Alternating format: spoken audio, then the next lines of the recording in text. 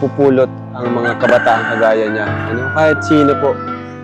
Kasi maganda po yung kwento, naikwento niya sa atin, na-share niya sa atin. Talagang maraming matututunan, no? Marami tayong matututunan sa kwento niya.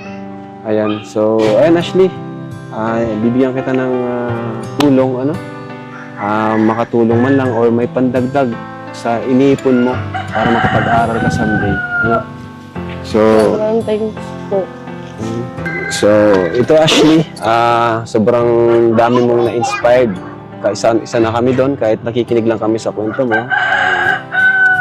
Pinahanga mo kami sa iyong katatagan, sa iyong pagiging matured, no?